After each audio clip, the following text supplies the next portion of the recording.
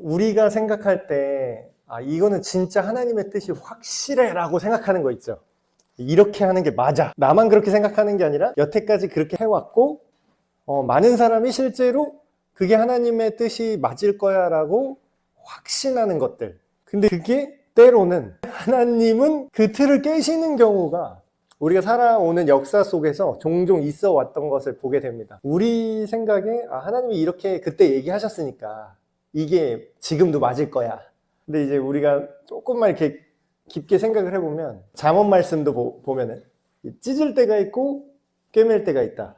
덮을 때가 있고 열 때가 있고 뭐 이런 식으로 반대되는 개념을 막 얘기를 하잖아요. 다 모든 것이 때가 있고 그때는 맞았는데 지금은 아니야. 근데 지금은 아닌데 나중에는 맞게 될 수도 있어. 이런 것들.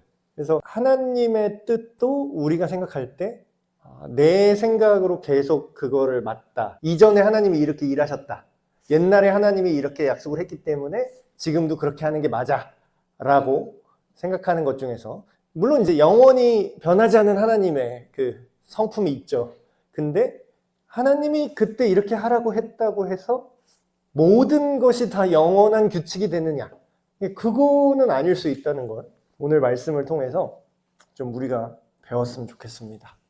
1절부터 쭉 볼게요. 시점이 바뀝니다. 시점이 바뀌어서 사울 얘기하다가 갑자기 이제 시점이 바뀌죠. 가이사랴 지방에 고넬료라 하는 사람이 있었대요. 고넬료.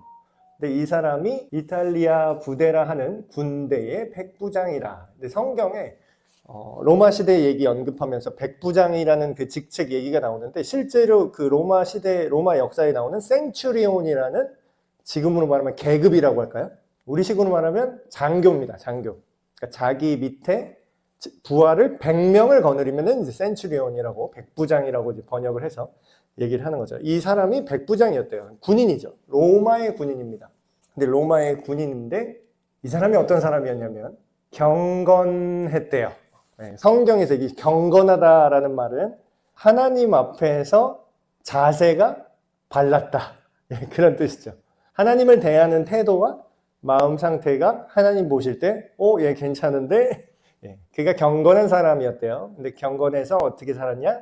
그의 온 집안, 그의 가정과 더불어서 자기 혼자만 믿는 게 아니라 자기 집안 사람들, 자기 집에 자기가 부리는 노예, 부하들 이런 사람에게까지 그 이스라엘에 하나님이 있다. 여호와 하나님을 우리가 존중해야 된다. 이게 얼마나 좀 흔치 않은 일이냐면 지금 이 사람은 고넬료라는 이 사람은 로마의 장교예요. 그 얘기는 뭐냐면 지금 정복된 상태잖아요. 어떻게 보면 지금 이스라엘이라는 나라는 로마의 식민지화된 상태예요. 우리식으로 말하면 과거 우리 역사에서 일본 제국주의 시대 때 일본 제국주의 장교가 우리나라를 점령해서 다스리는데 그 현지인들이 믿는 신을 믿는 거예요. 이거 되게 의외죠. 지금도 되게 근현대사로 봐도 이건 의외인데 더욱더 놀라운 건 이 시대는 이제 고대 사회잖아요. 이 시대 때 로마의 신이 얼마나 많아요. 그리스 로마 신화하면은 뭐 제우스, 아폴로 뭐 쭉쭉 막 그런 신들이 있는데 그러면 이 시대 기준으로는 원래 어떻게 생각하는 게 정상적이냐면 어떤 두 나라가 싸우잖아요. 두 나라가 각자 이제 신들을 믿는 신이 있잖아요. 근데 예를 들어서 A라는 나라를 B라는 나라가 이겨서 정복을 해요. 그러면은 이 시대 사람들 어떻게 생각하냐면 A 나라가 섬기는 신이 B 나라가 섬기는 신에게 졌다라고 인식을 합니다. 그럼 뭐예요? 그 구약 시대도 보면 그런 거 되게 많이 나오잖아요. 뭐 다곤 신이 뭐냐, 여호와가 신이냐, 바알이 신이냐, 계속 이게 신들의 전쟁 개념이 있거든요. 국가들 간의 민족들 간의 싸움도. 근데 이제 지금 결론만 보면 뭐예요? 지금 이스라엘이 졌잖아요. 그냥 정치적으로 보면. 그러면은 어떻게 생각해요? 당시 대부분의 사람들은 로마의 그 정복 국가의 장교는 자기네 나라 신을 오히려 얘네한테 자랑을 했으면 했지. 진 나라의 신을 자기가 받아들이지는 않아요. 근데 좀 되게 특이한 케이스죠. 그가 온 집안과 더불어 이 여호와 하나님을 어떻게 했다고요? 경외했대요. 전에도 제가 말씀드린 것 같이 여호와를 경외하는 자라는 이제 수거라는 표현가 나오는데 그게 뭐냐면 자기가 이방인 출신이면서 그 당시 유대인들이 믿었던 그 여호와 하나님을 존중하고 그 법을 지키고 때 되면 성전에 와서 제사까지 하는 거예요. 물론 이제 이방인이니까 그 안까지는 못 들어갔겠죠. 이방인의 뜰에서 했는지. 근데 뭐 이방인이라서 막 할례, 유대인처럼 할례를 막 하고 그 음식법을 다 지키진 않았을지라도 그 말씀, 그 선지자의 글 이런 것들을 읽고 접하고 존중했다라는 거예요. 그런데 이 사람이, 이 고넬료라는 백부장이 하나님을 경외하며, 경외만 한 게 어디서 또 드러나냐면 그 지배층 백성들 있죠. 그 백성을 어떻게 했다고요? 많이 구제했대요. 뭐 영어 번역에는 generously 뭐 너그럽게 대했다. 그 나라 사람들을 너그럽게 대했다. 백성들을 많이 도와주고, 경제적으로 도와주고, 일으켜 세워주고, 하나님께 항상 기도했대요. 영어 번역을 보니까 regularly, 그러니까 정기적으로 항상 기도하는 사람이었대요. 누가? 이 로마의 장교인 고넬료라는 사람이. 굉장히 특이한 사람이죠. 이 사람이 어떻게 이렇게 됐는지까지는 언급하지 않는데. 근데 이렇게 정기적으로 기도를 하던 와중에 어느 한 날, 하루는 제9시쯤 돼요. 제9시라는 건 오후 3시쯤 돼요. 환상을 본 거예요. 이 고넬료라는 사람이. 기도 중에 환상을 보게 되는데 천사가, 하나님의 사자라고 표현했죠. 천사가 들어와서 고넬료를 부릅니다. 고넬료야. 고넬료가 주목하여 보고 두려워하면서 이르되 주여 무슨 일이십니까? 천사가 이르되 너의 기도와 너의 그 너그러운 행동들이 어떻게 됐다고요? 하나님께까지 닿았다, 이렇게 얘기해요. 이 고넬료가 무슨 기도를 했는지 모르겠어요.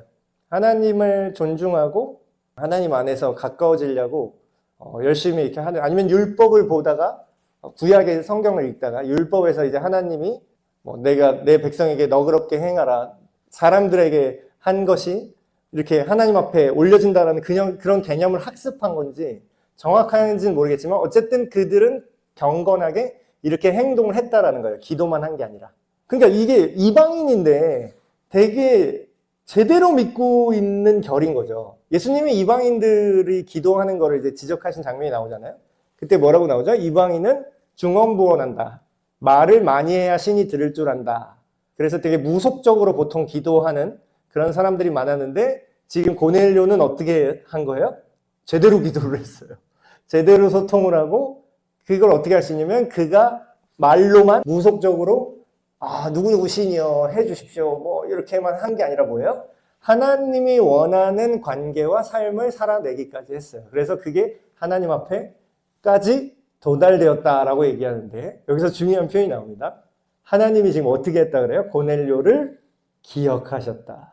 하나님이 고넬료의 삶과 기도의 내용을 일치해서 그걸 인식하셨다라고 지금 말해요. 성경에 보면 이런 개념이 굉장히 많이 나오거든요. 성경은 믿음과 어떤 신앙적인 행위와 실제 삶의 결정들 있죠. 그거를 분리하지 않습니다. 그 구약 성경도 마찬가지예요. 그 창세기에 가인과 아벨 얘기 나올 때 제물을 바친다라는 건 어떤 신앙적인 어떤 종교적인 행위죠. 기도도 그렇고 예배도 그렇고. 근데 그 행위만 보는 게 아니라 뭐까지 봐요? 그의 제물과 그 사람 자체를 받으셨다. 아벨의 경우에는. 근데 뭐예요? 가인의 경우에는 그의 제물도 받지 않으시고 그 가인이라는 존재도 받지 않으셨다. 이렇게 나와요. 근데 지금 이제 고넬료는 그게 두 개가 일치하는, 하나님이 볼 때 되게 기특한 그런 사람이었던 것 같습니다. 그래서 하나님이 너를 내가 기억을 하겠다 했는데, 그래서 기도 응답이 뭐냐? 자, 복 받아라. 너 이제 승진하게 해줄게. 네가 백부장이지? 그럼 천부장 되게 해줄게. 너 총독 되게 해줄게. 이게 아니라 기억해서 하나님이 고넬료에게 주고 싶은 복이 있어요. 그래서 이렇게 천사를 통해서 이렇게 지시를 하십니다. 자, 네가 지금 너의 사람들을 요빠라는 그 지역으로 보내라. 거기에 가면은 베드로라라는 별명을 갖고 있는 시몬이라는 사람이 있는데 그 사람을 청해서 너한테 불러라. 그는 어디 있는지까지 구체적으로 얘기하십니다. 이 당시에 뭐 내비게이션도 없는데, 그는 무두장이 시몬의 집에 지금 머물고 있는데 그 집이 어디 있냐면 해변가에 있다. 아주 콕 집어서 정말 쪽집게처럼 알려줘요. 자, 우리는 지금 여기서 끝까지 이 내용을 다 아는 사람이기 때문에 이 느낌을 알죠. 고넬료가 지금 시점에서 고넬료한테 가장 큰 복이 뭘까요? 이미 복받을 예쁜 짓을 많이 하고 예쁜 어떤 마음가짐을 하나님 앞에 갖고 있었어요. 그래서 경건하게 정기적으로 기도하고 여호와 하나님을 존중하는 마음으로 그 백성들을 대접하고 있었어요.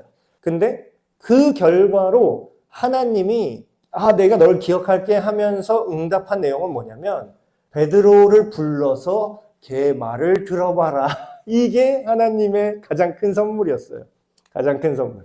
무슨 얘기할까요? 베드로를 불러서 들으라는 얘기가 뭘까요? 여기서 너무나 당연하게도 당신이 하나님을 여호와 하나님을 경외하는 건 알겠는데 그 여호와 하나님께서 지금 이제 최종적으로 어떤 구원의 길을 여셨는지는 정확히 모르고 있는 상태죠.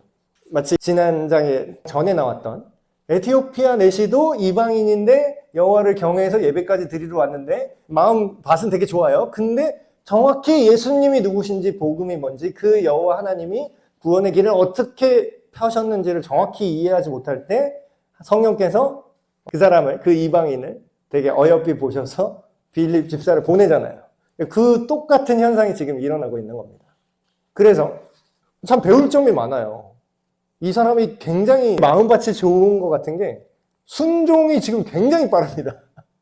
그 얘기를 듣자마자 말하던 천사가 떠나자마자 바로 부릅니다. 자기 집안 하인 2명과 특별히 자기 부하, 이 사람 군인이잖아요. 그러면 군인은 정말 중요하다고 생각할 때 누구를 보내겠습니까? 군인 자기 병사를 보낸 거예요. 지금 부하라고 나오는데 이거는 솔저라고 나와요. 자기 병사를 보내는데 자기가 믿는 병사, 그냥 로마 병사 1이 아니라 어떤 병사였대요?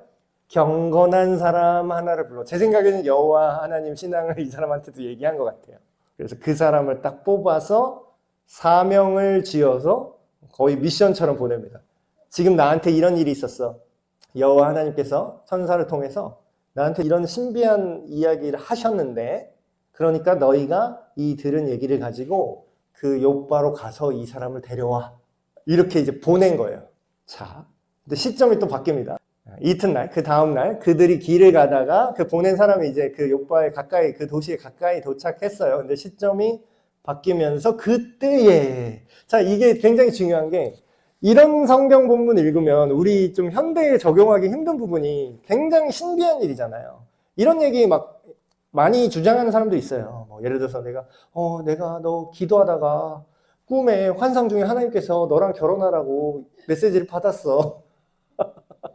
근데 꼭 예쁜 자매한테 가서 그렇게 얘기하는 사람이 한 20명 돼요. 그러면은 농담으로 그 자매가 이제 이렇게 얘기를 하는 거죠. 내가 믿는 하나님은 1차원 다부제를 원하진 않으실 것 같은데 왜 니들한테 다 그렇게 신비한 환상 중에 나랑 결혼하라고 그렇게 사명을 주셨냐. 말도 안 되는 얘기잖아요. 근데 그걸 어떻게 구분하냐 이런 거죠. 근데 그게 이제 흔하게 그렇게 그러면 천사가 했단 말은 다 믿으면 되냐 고넬료처럼. 그게 아니라 정말 그게 하나님이 하신 일이라면 앞뒤 옆 위 아래 다 맞아떨어져야겠죠. 그래서 고넬료만 하는 주장이 아니라 뭐예요? 같은 시점에 다른 각도로 베드로에게도 하나님이 따로 또 얘기를 합니다. 공통점은 베드로와 고넬료의 공통점은 차이점은 굉장히 많죠. 하나는 지배 당하는 그 민족의 히브리인이고 하나는 로마의 장교예요. 전혀 다른 사람이죠. 근데 공통점은 둘 다 뭐예요? 정기적으로 기도하는 사람이었다는 거예요. 베드로가 기도하려고 그 지붕에 올라가니 그 시각은 제 6시더라. 6시라 하면 낮 12시입니다. 낮 12시에 지붕 위에 올라가서 이제 기도를 하는 거예요. 기도하다가 그가 이제 배고파서 먹을 거를 이제 준비하고 있는 거예요. 사람들이 준비할 때에 그때 황홀한 중에, 이게 뭐라면 영어 번역 보니까 트랜스 상태. 이게 꿈인지 생신지 모르는 약간 그런 상태로 들어간 거예요.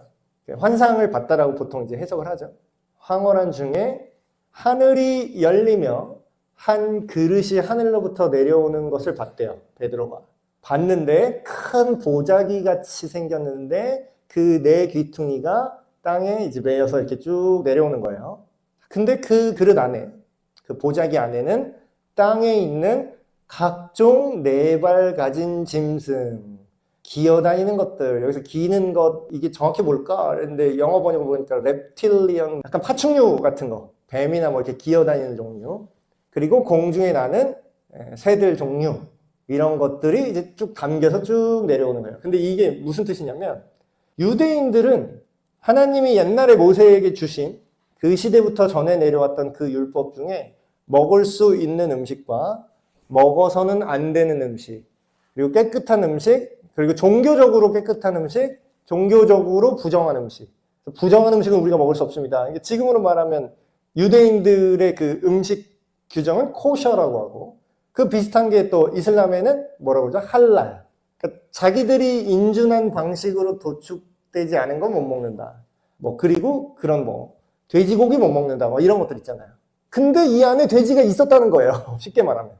부정한지 부정한지 잘 모르겠고 막 다 섞여 있어요. 짐승들 기어다니는 것들 율법에 따르면 못 먹게 돼 있습니다. 근데 그게 쭉 내려와요. 그러면서 소리가 나는 거예요. 환상 중에. 소리가 있을 때. 베드로야, 일어나서 이것들을 잡아 먹으라. 요리해서 먹으라는 거죠. 지금 이것들. 그럼 이 요구가 이 시대의 유대인인 베드로에게는 굉장히 말도 안 되는 요구를 하고 있는 거예요. 그래서 베드로가 이렇게 대답합니다. 베드로가 이르되 주여 그럴 수 없습니다. 내가 속되고 깨끗하지 않은 것을 내가 결코 먹지 아니하였나이다. 지난주 주일날 그 교회에 대해서 설교를 제가 했는데 그때 우리가 서로 다르지만 각자 하나님께서 맡겨주신 그 최적의 것을 해낼 때에 하나님의 온전한 몸된 예수님의 몸된 교회가 될 수 있습니다. 이렇게 말씀을 드렸던 것 같아요. 근데 그때 얘기했던 거랑 굉장히 비슷한 것 같아요.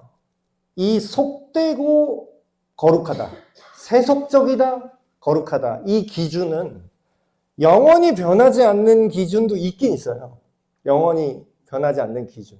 예를 들면 하나님의 말씀을 우리가 읽고 이해해야 됩니다.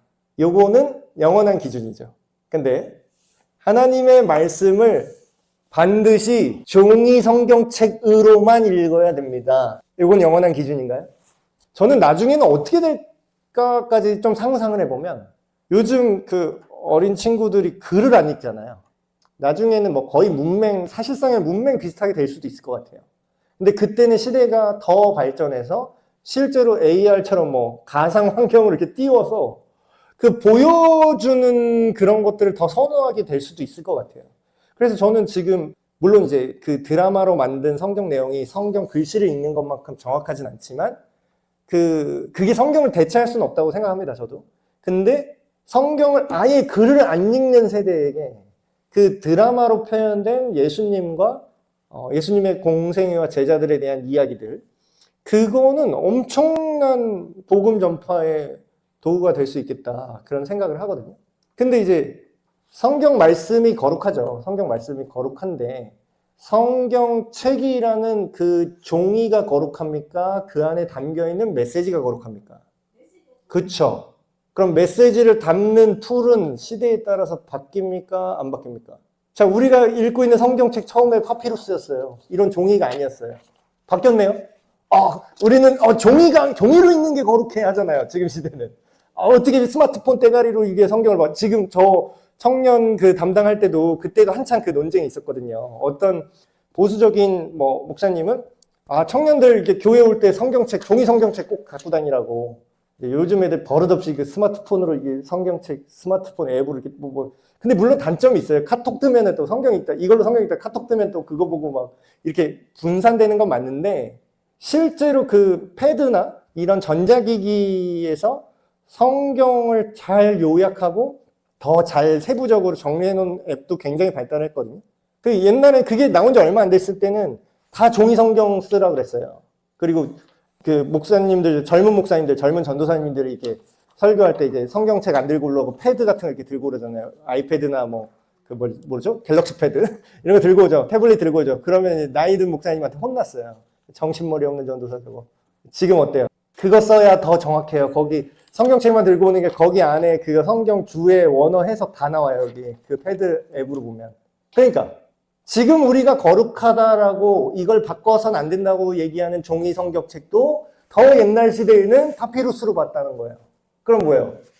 뭐가 거룩한 건가라는 거죠. 네. 그러니까 지금 하나님은 근데 물론 인정해요. 물론 인정합니다. 하나님은 모든 시대, 모든 세대를 다 꿰뚫어 보시고 그 핵심 가치와 중심 메시지 진리 안에 있는 분이기 때문에 형식에서 자유하시죠. 근데 문제는 우리는 인간이기 때문에 시대 속에서 갇힐 수밖에 없는 구조를 갖고 있어요. 저도 사실 좀 적응이 안 되긴 해요. 요즘 젊은 전도사님들이 막 앱 막 여러 개 띄워놓고 막 성경 원어 파싱해놓고 이런 거 문장 구조 보면서 설교하는 게 저도 적응이 좀 잘 안 되거든요. 저도 좀 낀 세대긴 하지만. 근데 이 시대는 얼마나 심했겠습니까, 그게. 자, 구약의 율법이 그게 절대적인 거예요. 그거에서 바꾸면 안 되는 거예요. 그럼 거기 시킨 대로 무조건 우리가 하는 게 하나님께 영광을 돌리고 하나님의 말씀을 지키는 거라고 철석같이 믿고 있어요. 근데 그거를 예수님이 오셔서 조금씩 그 적용을 펼쳐준 거예요. 대표적인 게 안식일 규범시키는 거. 이것도 마찬가지죠. 이거는 음식법이고 음식에 관한 규례고 예수님이 손댔던 거는 안식일에 대한 규례죠. 안식일을 병자 고치면 돼야 한대요? 못 고치겠어요. 근데 예수님이 보란 듯이 고친 다음에 뭐라 그러죠? 사람이 안식일을 위해 있는 게 아니라 안식일이 사람을 위해 있다. 안식일을 지은 하나님의 원래 목적은 그 인간이 죄와 저주로부터 자유를 누리기 위해서 하나님을 만나고 하나님을 예배하고 하나님 안에 쉴 수 있는 시간을 확보하라고 안식일에 일하지 말라고 한 거지. 그 고통에 빠져 있지 않냐, 이 사람이. 지금 죄의 저주와 질병의 고통에 빠져서 하나님 앞에서 안식을 못하는 이 인간을 원래 그 안식일의 정신대로 내가 지금 고쳤는데 네가 왜 나한테 안식일을 어겼다고 하니? 라고 한 게 예수님의 말씀이었잖아요. 근데 똑같은 차원으로 지금 성령께서 환상 중에 지금 베드로에게 고정된 너의 그 인식. 그때는 맞아요. 그때는 맞아요. 이게 이방인과 어떤 하나님의 백성으로서 정체성을 분리하기 위한 모세에게 주신 율법이죠. 그때 하나님이 주신 율법인데 사람들이 이게 끝까지 가서 나중에 뭐라 그러냐면 모세의 율법이라고 그래요. 그러니까 모세가 법이 된 거야. 그럼 모세도 근데 원래는 누구한테 받은 거죠? 하나님께 받은 거죠. 그래서 딱 그 시대를 살기 때문에 베드로도 이렇게 얘기해요. 주님 이건 안 돼요. 이거는 하나님 법을 어기는 거잖아요. 두 번째 소리가 나옵니다. 환상 중에. 되게 이걸 우리가 잘 들으셔야 될 것 같아요. 오늘날에 또. 굉장히 주의해서 들으셔야 됩니다. 이거는 하나님의 법을 귀에 걸면 귀걸이, 코에 걸면 코걸이, 네 원하는 대로 고쳐도 된다라는 뜻이 아니에요. 근데 그 하나님의 본래 의도를 오히려 주의해서 보다 보면 우리가 그 틀 안에 갇혀서 본래 의도가 아니라 그 틀만 지키고 있는 거를 우리한테 깨달으라는 하나님의 메시지가 될 수 있죠. 이렇게 얘기합니다. 하나님께서 깨끗하게 하신 것을 네가 세속적이라고 하지 마라. 자, 저는 이거를 아까 얘기했던 현대 기술로 얘기할게요. 저는 그런 것도 되게 급진적으로 보이는 것들 굉장히 많이 했거든요. 옛날에 제가 청년부 담당할 때는 그 예배 시간에 성경 이제 낭독을 하잖아요. 그 역본을 제가 제 직권으로 보통은 교회들을 이제 개역 개정 쓰죠. 개역 개정. 근데 청년부 역본을 예배 시간에 쓰는 성경 역본을 우리말 성경으로 다 바꿨습니다. 현대 한글로 나오는 성경 본문으로 읽고 그 본문으로 설교했어요. 청년부 예배 시간에는. 물론 이제 위에 이제 윗세대들 예배 때 수요 예배 그런 예배 때는 제가 원래 그 개역개정 본문으로 설교를 했지만. 근데 이제 그것도 되게 말이 있거든요. 왜 개역개정 써야지? 왜 역본 바꾸냐, 네 말대로. 왜 바꿨을까요, 제가? 아까 똑같은 원리입니다. 그 번역본이 거룩합니까? 그 번역본이 담고 있는 원래 하나님의 의도가 거룩합니까? 그쵸? 근데 사실 어느 걸 해도 상관없어요. 어느 걸 해도 상관없는데 문제는 젊은 세대가 그 옛날 역본을 못 알아듣는다라는 거예요. 잘 이해가 안 되고 그게 들어오지가 않아요. 그러니까 우리는 사실 옛날 역본을 다 의미를 이해하는 사람은 사실 우리가 예배드릴 때 자동 번역이 되는 거예요, 속으로. 밖에 나가서 어디 공식 문서에 그 성경 말투 나오는 거 한 번이라도 본 적 있으세요? 하여스 돼 이런 말 쓴 적 있어요, 밖에서? 그렇게 했는데 이렇게 하였다 이렇게 하죠. 하메 무슨 말인지 몰라요. 교회를 어릴 때부터 다닌 교회 친구들은 알지. 새로 전도돼서 오는 애들은 그게 다 벽이에요. 그게 다 턱이라니까요. 지금 하나님 앞에 바로 오게 하기도 바빠 죽겠는데 왜 그 별로 중요하지도 않은 그 턱들을 왜 만들어 놓냐고요. 그러니까 지금 이방인에게 복음을 전하는 것도 마찬가지 상황입니다. 이방인한테 예수 그리스도의 복음을 전하는데 돼지고기를 먹고 안 먹고가 하나님 입장에서는 중요하지 않은 거예요. 물론 이 계명이 처음에 주어졌을 시점에는 그 당시에 이방인들이 우상 숭배로 바친 그 제물들, 그 제사법, 막 생피 마시는 그 주술적인, 종교적인, 그런 이교적인 그런 풍습이랑 분리시키기 위해서 그런 이제 음식법을 주신 건데 지금 시대가 그게 또 일치하지 않잖아요. 그래서 하나님이 이 환상 중에 베드로한테 이렇게 말해요. 내가 깨끗하게 했어. 그러니까 네가 세속적이라고 말하지 마. 이걸 현대 우리도 똑같이 보고 있습니다. 똑같이 보고 있어요.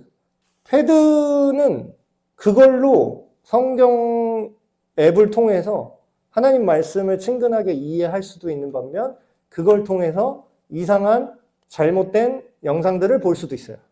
맞죠? 근데 중요한 건 뭐예요?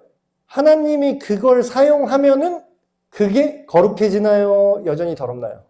제가 이거를 교회 음악, 뭐 아니면 크리스찬 음악을 어떻게 해야 되냐 이런 논쟁이 이게 굉장히 많거든요. 근데 물론 이제 그 사용한 맥락에 따라 달라질 수가 있습니다.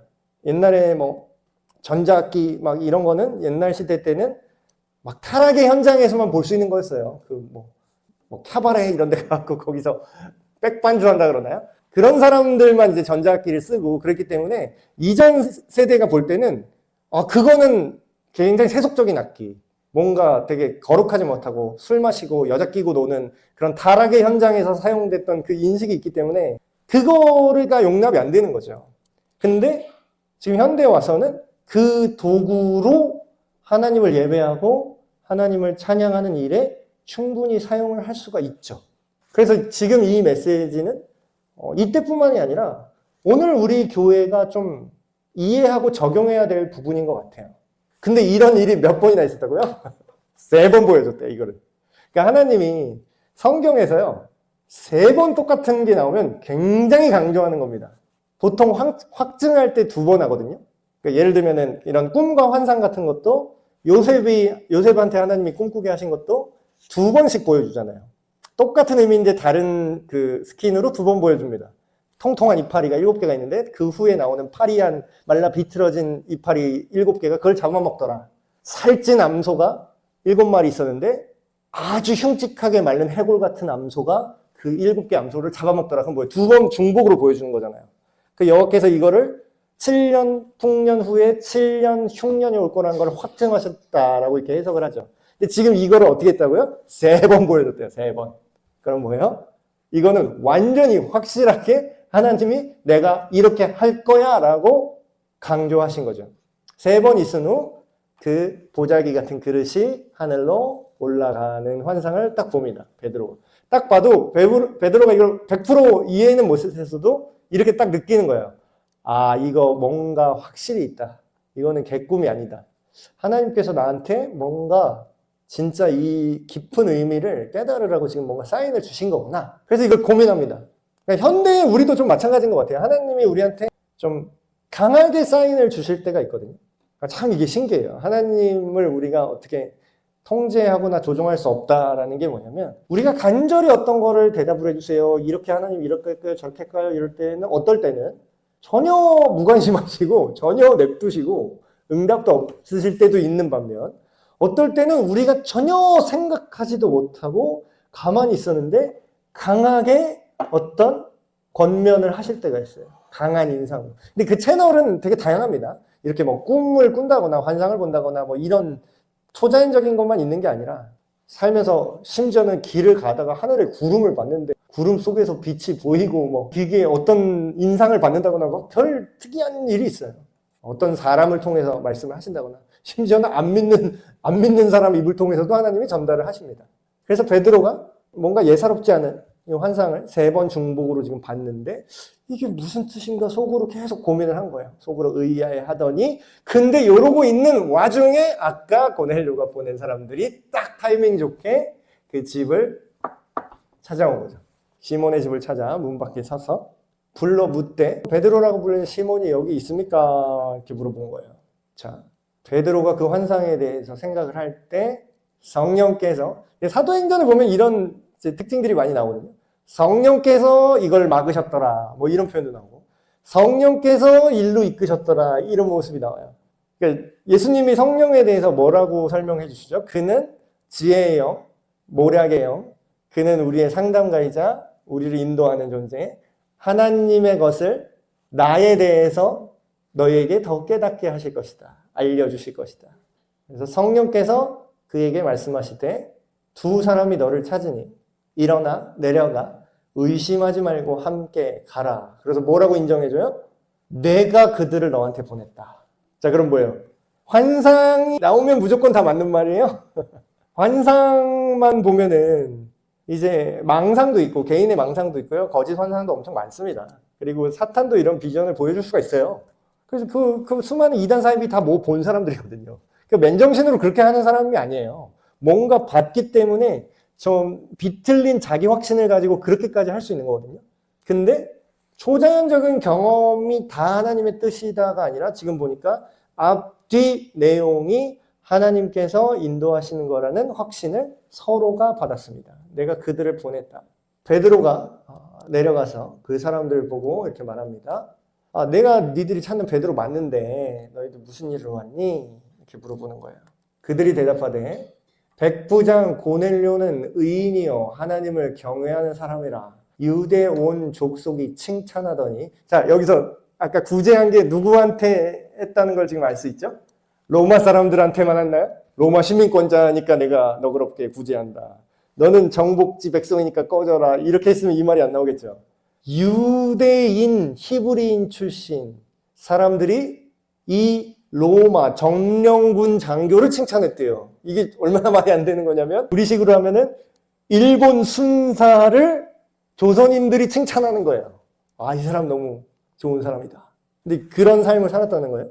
그가 거룩한 이런 삶을 살았는데 그가 거룩한 천사의 지시를 받아서 당신 집으로 청하여 당신 말을 우리가 지금 들으려고 합니다. 자, 이게 포인트죠. 그러니까 사도행전을 자세히 보시면 복음이 전달되는 과정을 보여줍니다. 근데 다른 말로 하면 교회가 세워지는 과정이라고 그랬죠. 처음 교회가 어떻게 세워졌는가. 근데 이게 결국 무슨 얘기예요? 복음이 전해져야 교회가 일어선다 라는 뜻이죠. 그러니까 우리가 좀 이거를 우리 마음속에 현대의 신앙인들도 좀 이 사도행전적인 관점을 좀 장착해야 될 필요성이 있는 것 같아요.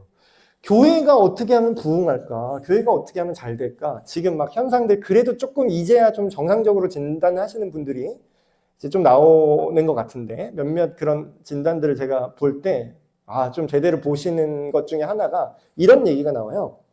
현대 교회가 성장했다, 우리가 부흥했다라는 그 정의를 잘못 내려왔습니다. 이런 이제 진단을 하더라고요. 그 진단이 뭐냐면 교회에 사람이 많아지고 교회에 사람이 많아지다 보니까 어때요? 헌금도 많아지겠죠? 그러다 보니까 건물도 살 수 있겠죠? 그러다 보니까 뭐 여러 가지 이렇게 안에 세련된 프로그램들도 많이 만들 수 있잖아요. 그 프로그램들 다 어디서 나오는지 아세요? 제가 그거를 어느 정도 내부자로 생리를 아니까 말씀드리는 거예요. 큰 교회들 프로그램들 되게 잘 돼 있죠. 거기 무슨 뭐 아이 학교 뭐 교사 대학 이렇게 무슨 전도 프로그램 이렇게 굉장히 잘 돼 있어요. 심지어는 음악교육 문화센터 같이 이렇게 돼 있는 교회도 있어요. 왜 큰 교회가 그게 잘 돼 있을까요? 예, 돈이 있으니까 할 수 있죠. 근데 돈이 있는데 돈이 어떻게 그걸 하냐면 그거를 할 수 있는 사람들을 뽑은 거예요. 그리고 그 좀 속된 말로 하면 그게 전도사님들 쥐어짠 거예요. 부목사님들 전도사님 쥐어짜면 그게 돼요. 제가 그러면 그러니까 현대교회는요 그런 어떤 기획력, 그러니까 과거에 선배 목사님들이 훌륭한 사역자라고 평가받았던 기준들과 지금 현대의 부교육자들 기준입니다. 담임 목사님은 비슷할 수 있지만 부교육자들 기준들, 부목사님과 전도사님들 기준으로 이 사람이 사역을 잘한다라고 평가받는 기준은 좀 많이 달라요. 현대의 그 부교육자 기준으로 사역을 잘한다는 평가는 뭐냐면요, 기획력이 좋아야 됩니다. 그래서 어떤 이런 다조 섞인 말을 해요. 내가 지금 목사인지 내가 무슨 행사 기획자인지 내가 잘 헷갈린다. 행사 기획을 잘해야 됩니다. 근데 되게 웃긴 건 뭔지 아세요? 성도님들이 그걸 좋아해요. 그거 잘 되는 교회로 다 몰리거든요. 근데 이 교회 부흥의 진단을 이제 하다 보니까 어떤 자성의 목소리가 나오냐면, 근데 그 데이터가 잘못됐다라는 거예요. 어떤 면에서. 물론 다 잘못된 건 아니지만 그 측정 기준이 잘못됐다는 겁니다. 뭐가 잘못됐냐면, 거기서 예리하게 정말로 예수님을 안 믿었다가 이 사람이 복음을 믿고 성경적으로 하나님을 만나서 회심한 비율, 거듭나서 제대로 세례를 받은 비율, 그냥 나 이 교회 등록교회, 나 이 교회 집사 받으려고 그냥 세례 받아야지 이거 말고 제대로 그렇게 거듭난 사람 비율 있잖아요. 그 비율이 떨어진다라는 거예요. 교회 문 프로그램이랑 기획은 많아서 이미 믿는 사람들의 어떤 신앙을 좀 세련되게 내가 잘 믿고 있다고 느끼게 하는 기획물들은 굉장히 발달했는데, 그 생짜배기 안 믿는 사람이 정말로 복음의 기쁨을 맛보고 복음이 심어지는 그 비율이 오히려 떨어졌다라는 거죠. 옛날 시대보다. 몸집은 커지고 화려한데 옛날 시대보다 체력이 떨어진 거예요, 교회가. 그 진단을 요새 하더라고요. 저는 100% 동의합니다. 그 진단에 대해서. 근데 뭐예요? 우리가 회복해야 될 건 요거예요. 그러니까 옛날에 막 무조건 옛날이 다 좋았다고 뭐 말하는 거는 또 그것도 무리가 있겠죠. 그렇지만 뭐 입버릇처럼 초대교회로 돌아갑시다. 초대교회로 돌아갑시다. 뭐 1세기 교회로 돌아가야 됩니다라고 하는 말이 무조건 다 그때면 다 좋았다라는 뜻도 아니에요. 이때도 뭐 이상한 교회 있었어요. 근데 이때에 우리가 배워야 될 가치가 뭐냐? 복음을 들어야 진짜 교회가 생긴다라는 거예요. 그 당연하고 되게 간단한 원칙. 근데 지금은 복음을 얼마나 그러면 디테일하고 정확하고 그렇지만 많은 사람들이 쉽게 접할 수 있도록 어떻게 해야 될 것인가? 그 논의보다는 기존에 믿는 사람들의 복지 쪽으로 교회 문화센터로 바뀌고 있다는 거죠. 그 결과 교회가 힘이 없어요. 훅 불면 다 날아갑니다. 핍박이 오지도 않았어요. 그냥 핍박 한번 할까 하면 손만 들어도 다 쫄아요. 교인들이. 주님을 위해서 뭐 죽겠어요? 죽기는커녕 뭐 약간만 위협하면 모이지 마 그러면 안 모여버리고.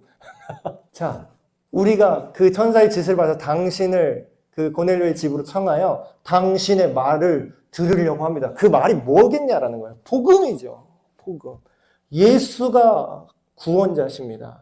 당신들이 경외하는 그 여호와 하나님께서 이전 시대까지는 제사를 통해서 임시적으로 그 죄를 용서하셨는데, 그 죄가 용서를 해도 계속 소를 잡고 양을 잡아도 당신 마음속에 죄가 해결이 안 되는데, 그것까지 예언이 돼 있다는 거예요. 예레미야나 이런 데 보면 내가 그 때가 오면 새 영을 너한테 줄 것이다. 성령이죠.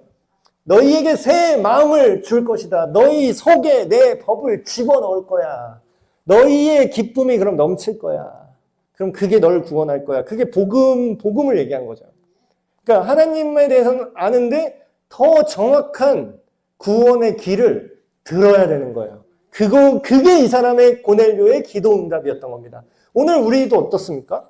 기도응답 다른 거 되게 많이 바래요. 사실 저도 제가 왜 안 그렇겠습니까? 저도 풍요롭게 살고 싶죠. 애들 키우는데 애들 어디서 기죽기를 원하는 부모가 어디 있어요. 그쵸? 근데 제가 그럼 그걸 해결해 주세요. 그걸 기도할 수 있죠. 근데 우리에게 진정한 기도 응답은 하나님께서 우리를 그 근본적으로 구원하신다는 그 복음을 믿게 하는 게, 그걸 깨닫게 하는 게 진정한 구원이에요. 사실 저희 아들, 딸 있지만, 아들, 딸 잘 되면 좋죠. 공부 잘하면 좋죠. 인생 잘 풀리면 좋죠. 근데 그거보다 더 원하는 건 뭐냐면, 얘가 복음을 믿는 거예요. 또 그게 자동으로 되는 건 아니더라고요. 목사 아들이라고 자동으로 믿음이 좋고 그런 것도 아니에요. 그 말을 제발 들었으면 좋겠는 거죠. 베드로가 이 사람들을, 원래는 어떻게 해요? 베드로도 여기서 좀 되게 많이 타협이라기보다는 좀 하나님께 순종을 하려고 굉장히 많이 노력을 한 겁니다. 왜냐하면 이 시대 때 유대인이잖아요, 본인은. 그럼 이방인이랑 같이 머물면 돼요, 안 돼요? 원래는 안 돼요. 부정하다라고 그러고. 왜냐하면 머물면 이 사람도 밥도 줘야 되잖아요. 그럼 같이 같은 공간에서 먹어야 되잖아요. 근데 이들에게는 이 자체가 어떻게 그럴 수 있어? 우리가 전자학교 어떻게 쓸 수 있어? 어떻게 개역 개정만 봐야 되는데 어떻게 우리말 성경을 읽을 수 있어? 이거랑 비슷한 느낌인 거죠. 어떻게 성경, 종이책 성경으로 봐야지 어떻게 이거 프레젠테이션으로 어떻게 성경 이런 걸 보고 이거 전기 끊기면 다 믿음 배반할 거야? 뭐 이렇게 얘기하는데 베드로가 불러서 자기 집으로 들입니다. 그 이방인들을 들여서 하루 머물게 합니다. 존중한 거죠, 이들을. 그래서 이튿날 하룻밤 재우고 그 다음날 일어나서 그들과 함께 길을 떠나요. 고넬료의 집으로. 그래서 근데 이제 이 베드로만 딱 보는 게 아니라 하나님의 목적은 이거를 다 히브리인들이 하나님이 이렇게 지금 니들과 생각이 다르지만 하나님께서 구원을 이제 이방인 가정에도 하나님이 구원을 여셨다라는 걸 히브리인들도 목격을 해야 되는 거예요. 증인으로. 이건 역시 증인으로. 그래서 욥바에서 온 다른 형제들, 아무래도 히브리 출신 사람들이겠죠. 이 사람들도 같이 히브리인 일행이 베드로와 함께 지금 고넬료의 집으로 출발을 하게 됩니다. 예, 오늘 여기까지 봤는데 두 가지 기도 제목으로 우리가 함께 기도하면 좋겠습니다. 우리가 이 성경을 저도 그냥 읽을 때는 다 아는 얘기 하네. 그래, 이방인들은 이렇게 믿었지. 근데 이제 시대가 바뀌어서 이렇게 편견이 있었어. 이렇게 쉽게 생각을 했었어요. 근데 우리에게도 오늘날 똑같은 편견이 있더라고요.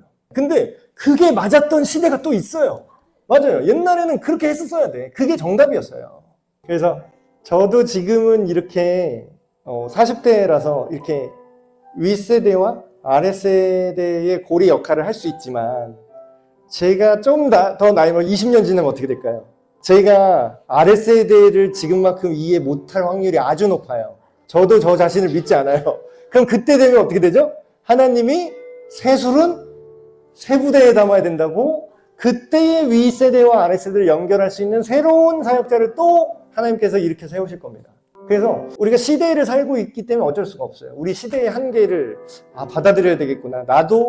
저도 솔직히 저 밑에서 막 턴테이블 돌리고 이상하게 예배하는 애들이 참 적응이 안 돼요. 근데 그렇지만 노력하는 거죠. 그래, 이들이 그래도 하나님을 예배하려고 이걸로 막 타락한 문화를 하는데 이걸로 하나님 말한다는 게 어디냐. 이렇게 좀 너그러운 마음으로 좀 깨트리려고 합니다. 그래서 내 편견을 넘어서 일하시는 하나님께 내가 순종하게 해주십시오. 이렇게 기도하고 두 번째 기도 제목은 비슷하지만 하나님의 의도를 내가 안다고 착각하는 경우가 많은데 그거를 하나님이 보여주시는 그 유연한 대로 그걸 의도를 내가 성령님의 인도하심을 따라서 민감하게 좀 반응할 수 있었으면 좋겠다. 하나님 이렇게 나를 좀 따를 수 있게 해주십시오.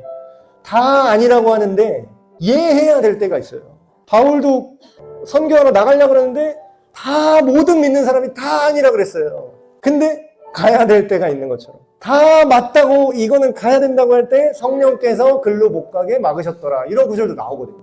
그래서 그래, 우리의 취향과 내가 편한 대로 믿는 게 아니라 정말로 하나님의 인도하심, 성령님의 인도하심에 민감하게 해주십시오. 이 시간 한 마음으로 우리 기도하겠습니다.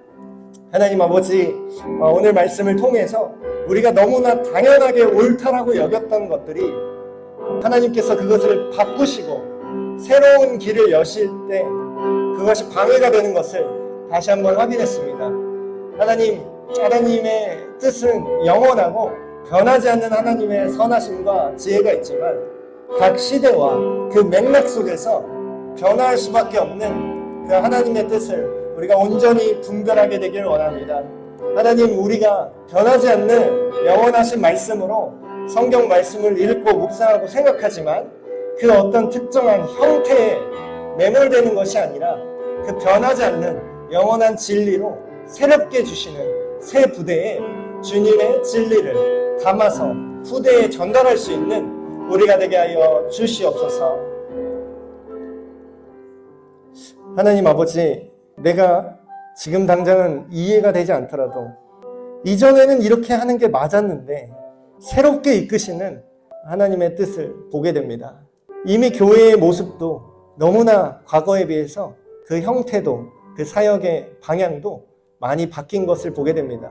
그러나 새로 오는 시대에 하나님께서 구원하고자 하신 새로운 세대들이 오고 있고 이 세대들에게 주님의 진리와 복음을 전하기 위해서 가장 합당한 방식으로 주님 인도하심을 고백합니다.